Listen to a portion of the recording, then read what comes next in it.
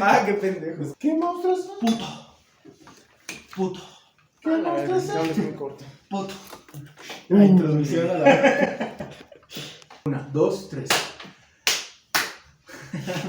Bienvenidos al Páramo en este programa temático que tenemos sobre no 100% enfocado a Halloween ni 100% enfocado a Día de Muertos, sino a ambas, lo mejor de ambas culturas, exacto. A final de cuentas, lo vamos a ver más adelante, el origen del Día de Muertos no es 100% mexica, sino que hoy en día tiene muchísimas variaciones y muchísimos antecedentes. Y Halloween como tal, pues es un tema que a todos nos gusta porque es una de las mejores cosas que ha dado la cultura occidental, o por lo menos la cultura americana.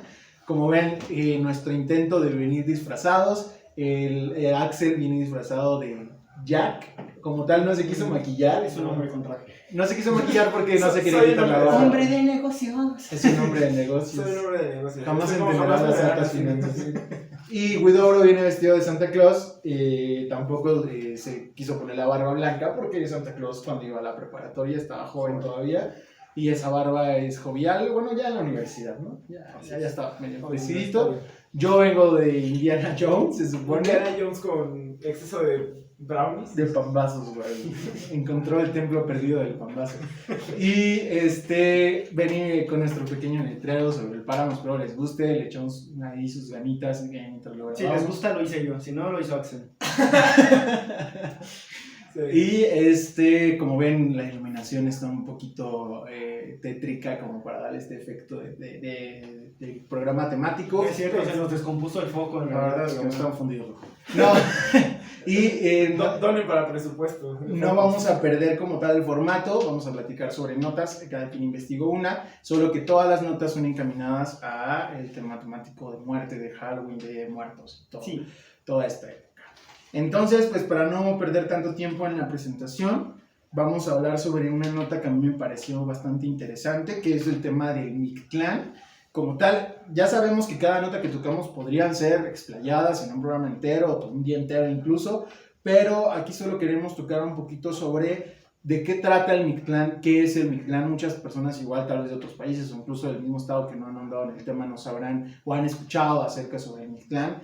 Y el Mictlán es lo que las culturas prehispánicas contemplaban como, en especial la mexica, contemplaba el Mictlán como el lugar donde vivía o donde se encontraba el dios de la muerte, Mictlantecuhtli, que es a donde las almas iban una vez que desaparecían de este plano.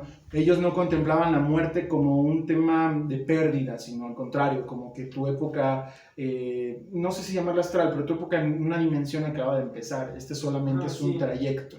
Entonces ellos veían con alegría la muerte. Sí, tiene que ver con esta parte de volver al universo lo que el universo te dio y al final tú te vuelves uno con el universo. Esa es la culminación del viaje que me parece que dura 7 años.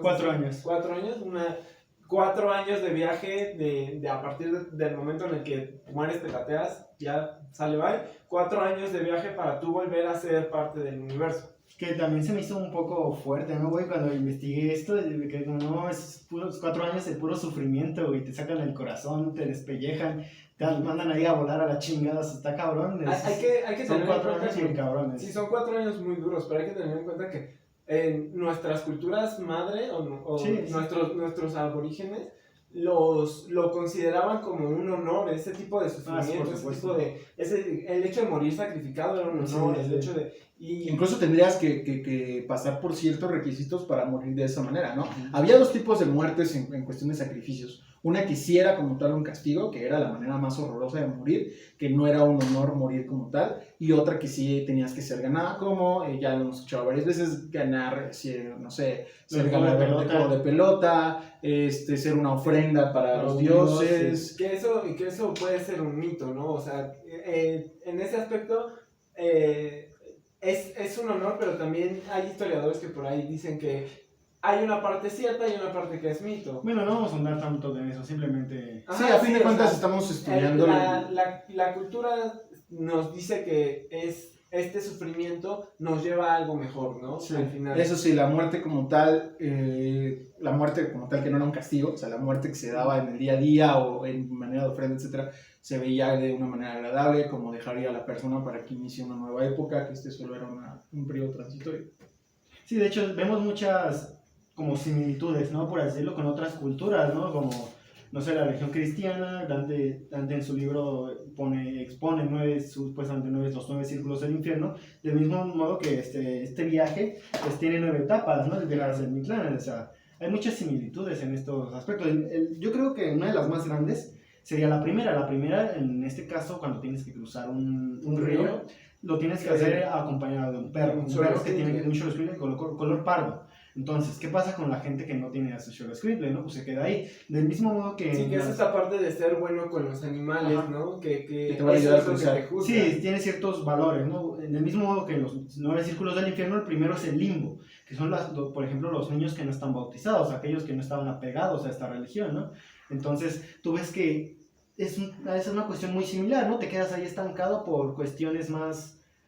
Que no estuvieron en tus manos. Sí, o sea, que no estaban tanto en tus manos. No pude relacionarme con un perro porque morí a los 2 días de nacido. O a lo mejor no me pudieron bautizar porque morí durante el parto, ¿no? Claro. Entonces, ves que hay muchas similitudes y del mismo modo, si te pones a ahondar en otras culturas, la egipcia, por ejemplo, puedes encontrar otras que al final esto te dice que de cierta manera estaban conectadas. El tema de todas las culturas, ciertamente los humanos se van desarrollando de maneras muy similares independientemente del lugar donde estén. Y también lo vemos con las pirámides o los templos más glorificados de Europa o de Asia, como por eso el Taj Mahal, que era también una manera de se me fue la palabra, para enterrar a una persona, como cripta, un lugar sagrado para enterrar a personas que se lo ganaban. De igual manera aquí tenemos nuestras pirámides. Vamos a hablar más de eso con los panteones. Y ahorita que tocas este tema de los círculos, sí lo vemos muy similar en la cantidad de círculos que son, en la cantidad de etapas que son, solamente que el gran diferenciador es que estas son etapas para poder llegar hacia un punto. Y en el infierno, en lo que manejaba Dante, eran de acuerdo a la manera en que actuaste en tu vida. Por ejemplo, si te hiciste, no sé, los pecados capitales, ¿no? Si tenías lujuria, ibas a un círculo. Si eras, exacto. La gula, cuarto, que si no mal recuerdo, el noveno círculo era las personas que eran paganas. La traición, no es la traición, es donde está Judas. Es el círculo donde está Judas siendo comido por el demonio, me parece. Aquí, para quien no lo sepa, este hombre es monaguillo, fue monaguillo y está muy preparado en este tema. Quien quiera debatir de religión puede hacerlo con él. Él fue a los 9 círculos y regresó. Es la prueba que le mandó el padre. Entonces vemos muchas similitudes que tienen nuestras culturas con el resto. Como vemos, esta es parte del Mictlán, figura que también es representada en la cultura cristiana como el infierno, el lugar donde reside Satanás, donde reside Lucifer. Aquí reside el dios de la muerte, que es Mictlantecutli. Que ahora, en la cultura cristiana ven a Lucifer como una persona que traicionó o que es mal vista, ¿no? Un arcángel que falló y se fue castigado. Aquí como tal, si bien Mictlantecutli sí es una figura negativa, una figura que dañó o que está en contra de muchos de los otros dioses, sigue siendo glorificado y sigue siendo como un dios. Se le rinde honor como a Hades, ¿no? Hades también es una figura controversial dentro de la cultura griega. Y aún así se le rendía honor, tenía sus fiestas, y aquí también, ¿por qué? Porque al final la muerte es algo natural dentro de la cultura. O por ejemplo Anubis, ¿no? Que era el que te juzgaba si merecías reencarnar, en qué lo ibas a hacer, o si no, si te ibas a la tu alma se iba a chingar a su madre y ya. Sí, y los glorificaban. En cambio, la cultura cristiana los desglorifica, ¿no? Esto es de Satán, esto no, olvídate. Sí, o sea, la muerte para los cristianos está mal por esta idea de la trascendencia de Dios, de que Dios es eterno, y sí, si eres bueno te vas con Dios, y lo polarizan. Si te portaste bien, sí, es lo mejor que te ha pasado la muerte. Si te portaste mal, es lo peor que te puede pasar, ¿no? Y el Mictlantecutli no. El Mictlantecutli tiene que ver con esta parte de, dependiendo qué tan bien o mal hayas vivido o hayas hecho, que no solamente dependía de qué eras. Por ejemplo, los guerreros creo que no iban a Mictlán, creo que iban a otro. Sí, también dependía de cómo moría. La gente que murió ahogada iba con Tlaloc. Iba con Tlaloc, claro. Sí, güey, o sea, sí, es muy interesante. Entonces, en ese aspecto tenía que ver con la forma en la que vivías y la forma en la que morías, hacia dónde ibas, y eso tiene mucho más sentido que esta idea. Bueno, ya que ¿Ya está grabando? Ya, Sí, güey, sí, ya sí, estoy sí. grabando. Ah, Ya, ok. ya, Mira, ya. ya que hablamos de Mictlán, se mencionó un poquito esto de las pirámides. Tiempo. Tuvimos problemas técnicos, cambiamos No importa, ya que ya hablamos un poco del Mictlán, ya Aunque se bloqueó, sigue mencionamos esto grabando. de las pirámides, vamos a hablar ahora de lo que son los panteones, ¿no? Estos sitios funerarios, por así decirlo, ¿sí? Funerarios. Fúnebres, que se usan precisamente para conservar o resguardar un recuerdo, ¿no? El recuerdo de la gente que se va. Que vamos a verlo desde un punto de vista, arquitectónico, ¿no? ¿Qué es lo que busca un panteón evocar en ti? Para empezar tienes que pensar los colores. Los colores son normalmente colores grises, colores serenos que evocan la tranquilidad, pero y sin desviar, no son colores cálidos ni son colores fríos, o sea, ¿qué busca decirte un panteón? Por ejemplo, cuando tú entras a una iglesia, a un monasterio, te das cuenta de la enormidad de este lugar, ¿no? O sea, no sé si a ustedes les ha pasado que entran a un lugar muy grande, una iglesia grande, y inmediatamente sienten cómo son aplastados por la presencia de esta iglesia y tienden a bajar el tono de su voz cuando hablan, oye, fíjate que pasó esto, oye. Sí, cierto respeto, ¿no? Evocan a la espiritualidad. Sí, es un efecto que buscan causar todos los lugares. Aunque no eres religioso, llegas y sientes la llamada presencia de Dios. Presencia, ¿no? Ajá, exacto, es a lo que quiero llegar. Cada lugar tiene algo que te busca hacerte sentir, ¿no? Uh-huh. En este caso, los panteones, al ser un lugar sereno, un lugar de respeto, por así decirlo, buscan que sientas ese respeto, precisamente esa conexión hacia las personas que están ahí, rindiendo tributo o no, o como lo quieras ver, hacia sus conocidos, sus familiares, sus amigos que han partido a una mejor vida, por así decirlo. Claro. Sí, en ese sentido es algo no nada más cultural mexicano, sino que tiene que ver con otras culturas. Lo que resalta mucho aquí es que nosotros, como parte de nuestra cultura, digamos, regional, esos lugares en los festejos, en lugar de respetar ese tipo de lugares, los hacemos y los deshacemos y hacemos fiesta y pachanga y shalalala, ¿no? Sí, se llevan muchísimas flores, ¿no? Se ponen de venta enfrente de donde Sí, entra el enfrente del panteón ahí estas están las verbenas que pues no van a pasar este año, pero quién sabe, habrá valientes que vayan, ¿no? Este tema de la festividad, dirían de muertos como tal, que se vive en los panteones, no es atribuida 100% al tema de las culturas prehispánicas. Sabemos hoy en día que si bien sí parte como tal el culto a la muerte, que lo vemos nosotros desde esa manera prehispánica, fueron los pueblos modernos los que ya atribuyeron el tema de las escalas que tiene que pasar una persona para que venga a visitarte. Sí. Por ejemplo, el tema de la ofrenda que se hace en una casa, que son ciertos niveles, muchas personas solo lo ven como escalado, pero se supone que sí, es el nivel como terrenal, el nivel espiritual y el nivel todo eso es algo relativamente moderno. Y eso ya se estableció en los pueblos modernos. Ya no es moderno. Eso en realidad, pues antes no existían estas teorías, ¿no? Sí se tenían como ciertos escalones en las pirámides y así, pero es porque no tenían las habilidades para hacer un edificio en donde todos estuvieran. Y aparte se supone que cada regente como tal del momento construía la pirámide encima de la pirámide. Por eso tenemos pirámides tan grandes. Porque se iniciaba con una... se me fue la palabra de la persona que lideraba en ese momento, pero esta persona... Tlatoani. El Tlatoani se enfocaba en crear una cada vez más grande, por eso las tenemos de esas dimensiones. Sí, y del mismo modo que tratamos lo del infierno, de la muerte, pasa que estas similitudes, ¿no? Con otras culturas, ¿no? Que también tenían su propia forma de tratar a esta gente que ha partido al más allá, ¿no? Por ejemplo, los egipcios que buscaban trascender, que el alma y el cuerpo de la persona trascendiera el tiempo, en un faraón creaban una pirámide lo más grande posible y lo encerraban ahí, lo metían y esperaban que perdurara, ¿no? Por la historia, para siempre. Los vikingos, cuando alguien moría, está este famoso rito que hacían de poner en un barco, dejarlo que se vaya en el agua y lanzar una flecha con fuego y que se queme, ¿no? Que se incinere en el agua. Que vuelva hasta cierto punto al que vaya hacia el Valhalla, ¿no? Sí, de manera muy personal, si no existía este tema de que estás contaminando por el tema de la combustión y el tema de lo que estás haciendo con el mar o el río donde te encuentres, es de las maneras más bonitas de despedir a una persona, a mi gusto. O sea, ¿cómo te gustaría que fuera tu funeral? Así, incinerado por una flecha. Es de las maneras más hermosas. Creo que La nórdica es una de las culturas con las que más afín me encuentro, pero claramente la nuestra es rica en todo este aspecto. Este culto a la muerte, como dices, es algo que nos diferencia mucho y que hay muchas personas que a la fecha, extranjeros que vienen a México, se sacan mucho de onda cuando hacemos chistes sobre la muerte. Cuando hacemos ya se murió mi abuela, no me va a venir a regañar. Y sí, los extranjeros quedan así como... O cuando dices, ¿no? Te van a venir a jalar las patas. Ajá, ¿qué te pasa, no? Este tipo de cosas son cosas más como regionales que a otro tipo de personas quizás les hacen mucho ruido, pero pues para nosotros culturalmente son normales, ¿no? Bueno, ahora vamos a pasar a una práctica un poquito más tradicional que se le ocurrió a nuestro amiguito Axel, claro, que es las calaveritas. Axel, ¿quieres dar una introducción de las calaveritas o simplemente pasamos a ellas? Sí, las calaveritas literarias como expresión, digamos, de las personas o de este rito que tenemos, surgen a través de la poesía, son ejercicios literarios. Esto es mi calaverita. Y una mía, recuerdo. Sí.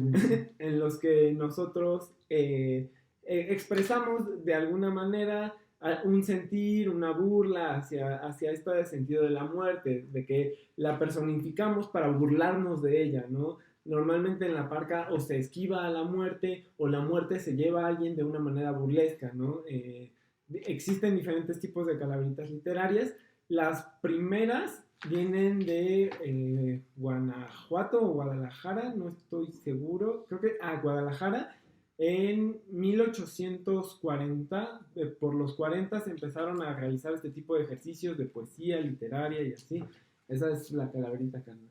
Mis datos se quedaron en la otra librería. Y alrededor de esas fechas se realizaba este tipo de ejercicios, se realizaban estos poemas, burlándonos un poco sobre estos eventos. Hay que tener un poco en cuenta el contexto. Veníamos saliendo de la parte de revolución y otras ondas, entonces digamos que se rendía honor a estas partes que pasaban y también se reconocía que era una nueva época, ¿no? Entonces en ese aspecto a partir de eso empiezan a surgir este tipo de poemas, de composiciones que poco a poco van evolucionando y tomando un poco más de forma.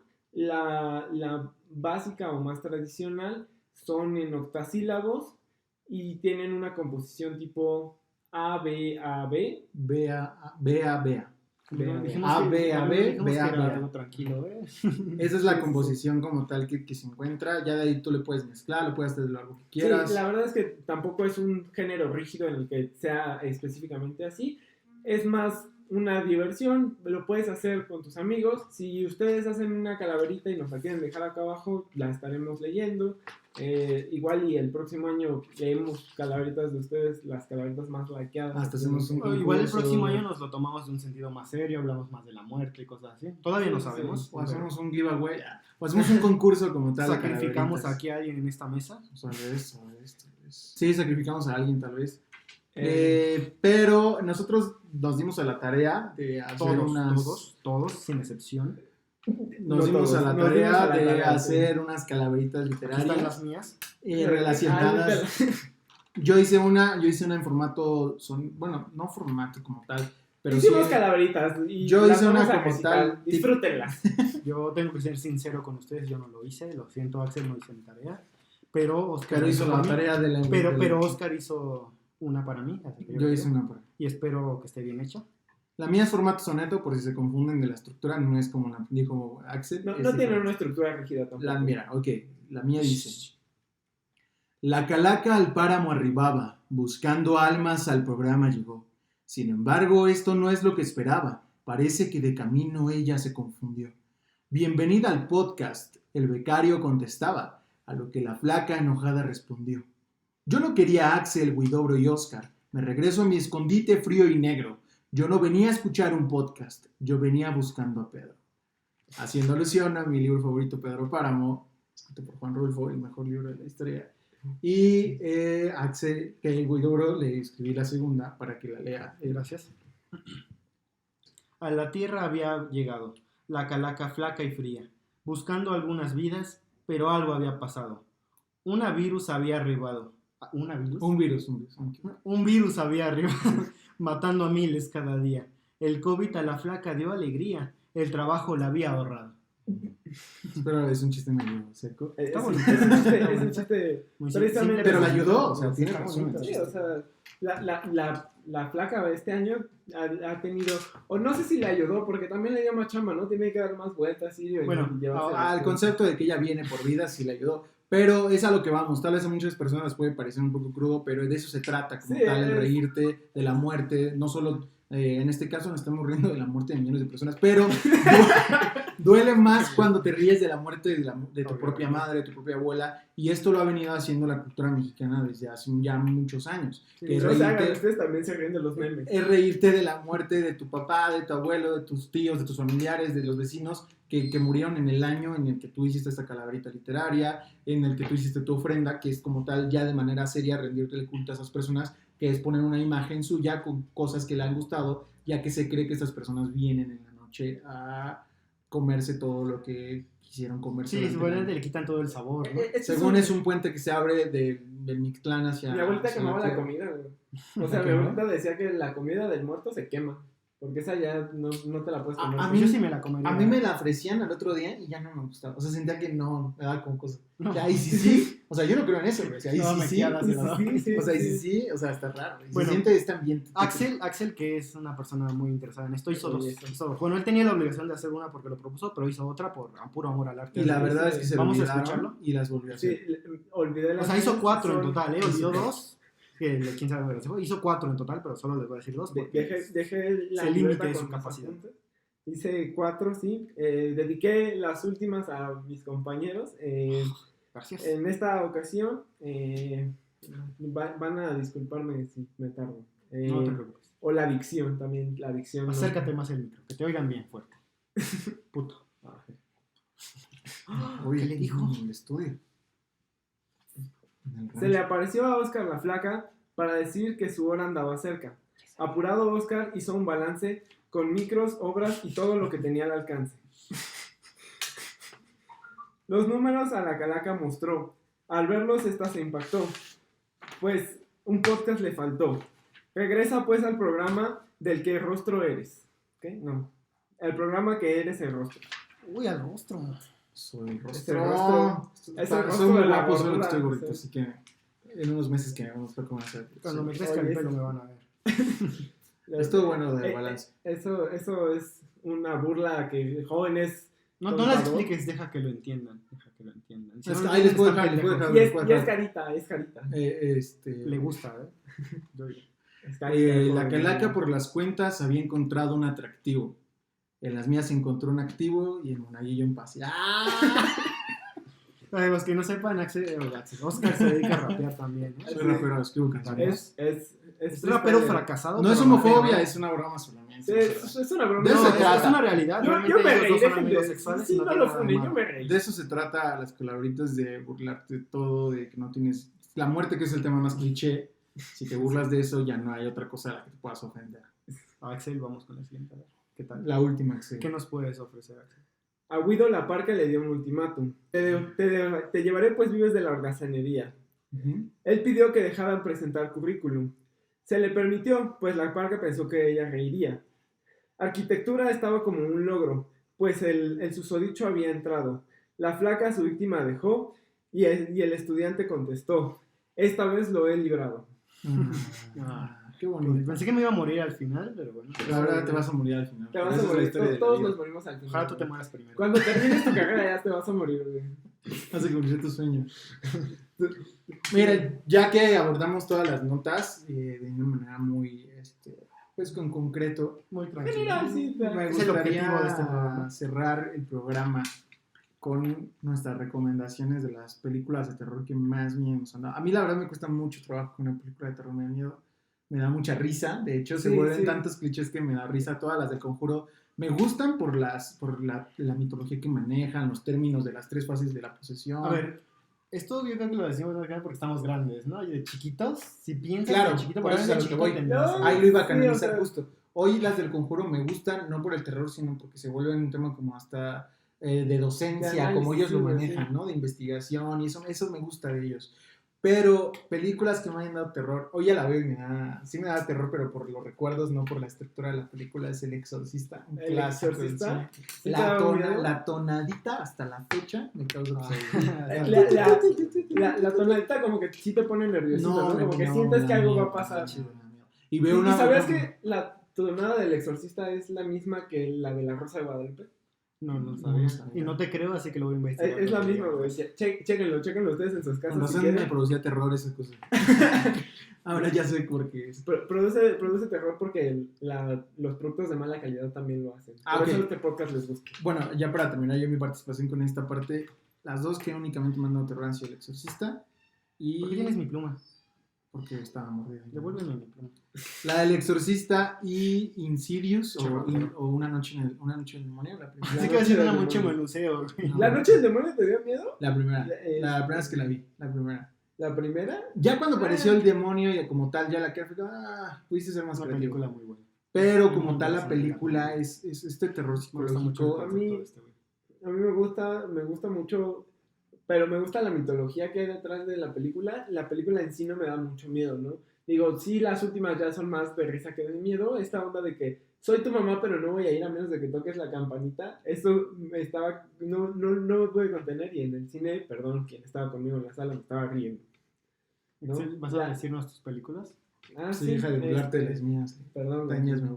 No, la del Exorcista a la fecha del tonito sí como que da miedo, ¿no? No es la que más... No, es que ese tonito, o sea, y yo la veo y ya no, o sea, sí, es que sí está muy bien trabajada.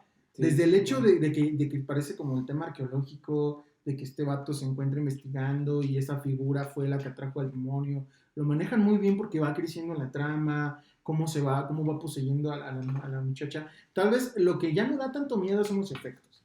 Eso sí envejeció mal, porque ya hoy estamos muy acostumbrados a efectos muy grandes. Pero los efectos envejecieron mal, pero como tal, la estructura de la película está muy buena. Sí, como mitología la película también. O sea, es una película de culto, es buenísimo. No, yo quiero decir las que no dan miedo a mí, ya que Axel no quiere hablar. Yo quería hablar, güey. Tiraste el micrófono, hijo de todo. No, fue el diablo. Es la calaca, güey. La placa ya dijo que no me maté. Yo no te maté, tú no me vengas. Ya te lo dejó todo torcido. Bueno, al igual que Oscar, bueno, la mayoría de nosotros supongo que actualmente no podemos decir que las películas nos den miedo, pero de pequeño al menos yo sí tenía muchísimo terror a dos personajes de estos del terror, por así, iconos del terror, los que venían a hacer eso, el It viejito, el viejito me cagaba con el viejito. Estas escenas estaban muy culeras, güey. Yo conocí mucha gente, digo, no me pasó porque mi mamá era un poquito más... Qué bueno que este no es mi micro. Qué bueno que no es un gato y no es una figura de estambre. Esta escena del baño, yo conocí muchas personas que se dejaron de bañar por semana. ¿De cuál película? De It.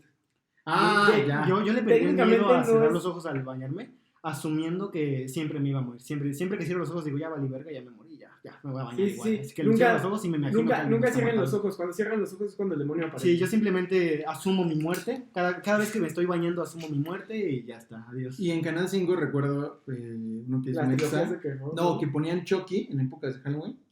Sí. Y luego terminando ponían eso. Entonces yo me aventaba Chucky y empezaba eso, la escena de la alcantarilla y yo apagaba la televisión.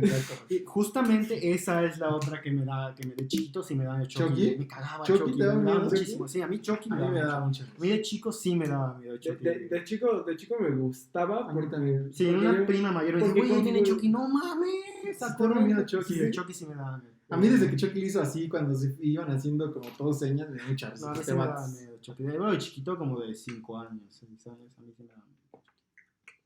Y la de It todavía como hasta los 8. Es que, o sea, la ejecución no me gustó tanto, pero el concepto está muy cabrón. O sea, un asesino que posee a un muñeco para sí, se fue. Sí, yo creo que por eso a mí no me dio miedo de niño, porque no entendía de dónde salía el muñeco.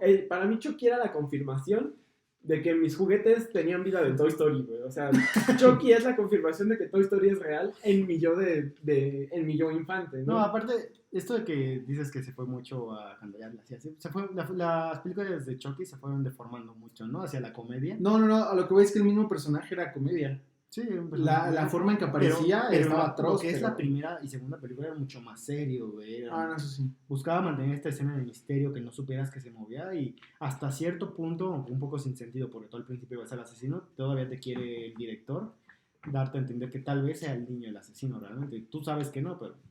Está muy cabrón, por ejemplo, el remake que hicieron hace no mucho de La chava en silla de ruedas. No es un remake, es una continuación. Perdón, la continuación. El remake ya fue después, ¿no? Sí. Bueno, esa continuación me parece muy cañona porque la chava puede sobrevivir y termina siendo la culpable. Sí. O sea, a ti te quedas como de, what the fuck, o sea... ¿quién le va a creer? Nadie le va a creer, ¿no? Sí, o sea, eso sí está muy cabrón, eso fue lo que me da miedo, güey. O sea, el que se te aparezca ese tipo de entes, lo puedas sobrevivir, resolver, pero a fin de cuentas tú te quedes como el culpable de los asesinatos.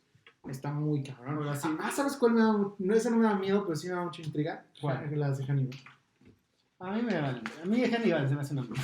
No. Sí, Silencio de los inocentes. No, a mí no se me hacía la gran cosa. Las que me gustan, bueno, ya saliendo de la comedia, son las de Scary Movie. Scary Movie me mama muchísimo. Sí, son las parodias, películas paródicas, estas que bueno, a mí hasta la 3, hasta la tercera de Scary Movie me gusta. La cuarta la llegué a ver, pero... No, sí me gustan todas. A mí la verdad es que sí me gustan todas. ¿Y a ti? Unas más que otras, sí. Son las que más dan terror. ¿Pero tú?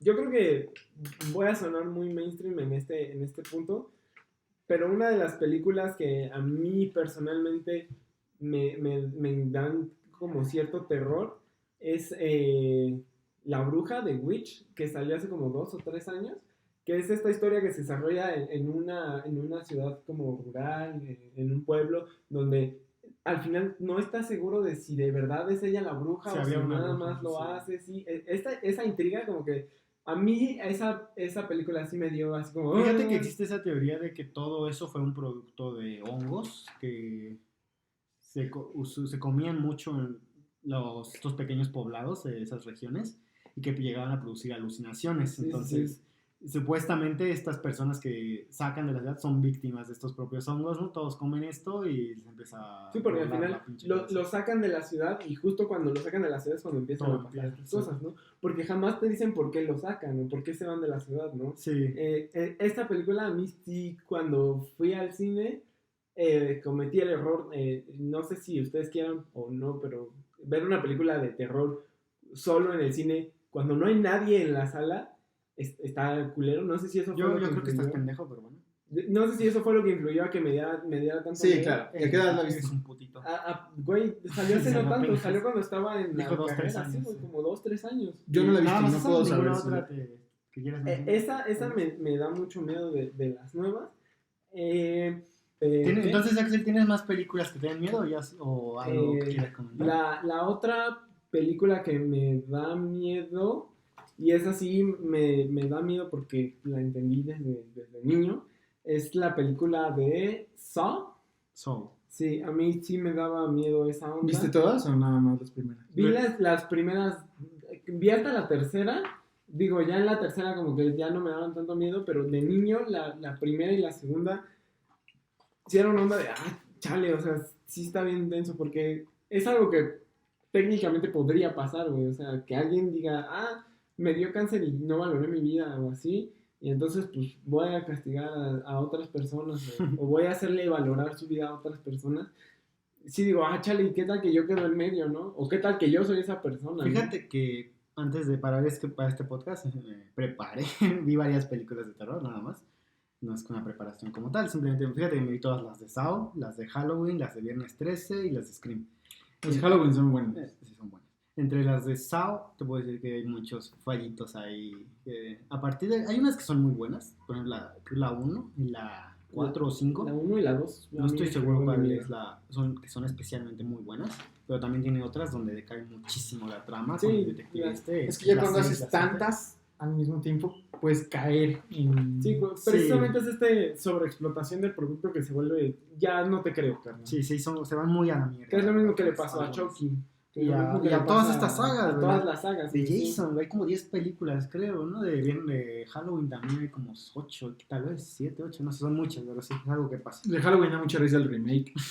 Bueno, las formas en que no muere. ¿Pero cuál remake? Porque se supone que Se supone que no es como tal remake el que acaban de La hacer. última que salió La última es continuación. Es continuación. Pero eliminaron varios capítulos. De las primeras, de las primeras tres creo que es la continuación, Sí, ¿no? Son es. las primeras tres, luego sacaron otras que ya no quisieron, no hicieron un remake. Las del primer remake, güey, no sacaron dos, no me acuerdo el nombre del estudio. Dicen que eran muy malas, ¿no? No, la primera es buenísima. ¿Sí? Yo creo que la de viernes de Halloween es la mejor, man, en la que ahondan más en lo que es el tipo ay, se me fue el pinche nombre. Michael Myers, eso. Es la en la que más andan en su mente en todo esto y se me hizo por mucho la mejor. La segunda sí es bastante mierda.